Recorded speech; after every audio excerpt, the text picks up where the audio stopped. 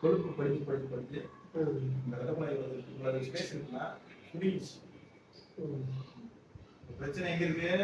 கழுத்துல அதுல இருக்கு. அதையும் ஃபைண்ட் அவுட் பண்ணிடலாம். அதனாலதான் மூளைக்கு போற ரத்த குழாயில. அப்ப இதுக்கு என்ன பண்ணலாம் அப்படின்னா, இது ஓபன் பண்ணி இதை சரி பண்ண முடியாது.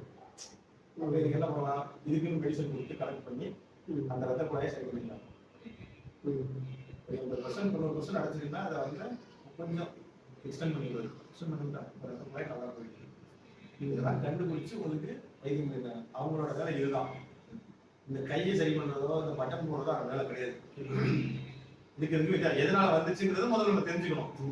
அப்போ உங்களுக்கு ஹைப்பர் டென்ஷன் இருந்திருக்கு, ப்ரெஷர் இருந்திருக்கு. ப்ரெஷர் தான், எந்த குழாய் அடைச்சாலுமே ப்ரெஷர் தானே. திடீர்னு அடைச்சிருவோம், வேகமா போன ரத்தம் அவங்களே நிக்காதா, அது பேர் தான் ப்ரெஷர். அப்புறம் அந்த குழாயில மூளைக்கு கொஞ்சம் லேசா போயிட்டு இருக்கும். அப்புறம் திடீர்னு பாத்தீங்கன்னா வேகமா போகும், கம்மியா வரும், வேகமா போகும். இப்படியே எத்தனை நாளைக்கு ஓடுறது? அது ஓட்டி ஸ்லோக் ஆகிடுச்சு. பிடிச்ச வரையும் போராடி ரத்தம் போய் தான் ஆகணும். இருந்தாலும் அடைச்சு அதை கண்டுபிடிச்சாச்சு. அந்த அடைப்பு வந்து கொழுப்பு சேரக்கூடாது. அதான் இதுதான் வந்து உங்களுக்கு நடந்த விஷயம். இப்ப புரிஞ்சுக்கிட்டீங்களா? இப்ப அது நடந்து முடிஞ்ச வேலையை உங்களுக்கு மெடிசன்ஸ் எல்லாம் கொடுத்து அதெல்லாம் சரி பண்ணிட்டாங்க. அவங்க ரிவ்யூ வர சொல்லுவாங்க. அந்த பவரான மாத்திரைகள் என்னென்ன கொடுக்கணுமோ அதை கொடுத்துட்டாங்க. அதை நீங்க ஃபாலோ பண்ணி வேண்டியது.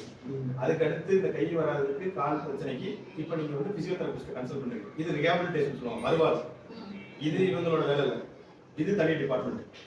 இப்ப இதுல நான் செக் பண்ணி உங்களுக்கு என்னென்ன அப்படிங்கிறத நான் இப்போ வந்து உங்களுக்கு சொல்ல போறேன். என்னென்ன பண்ண போறோம்.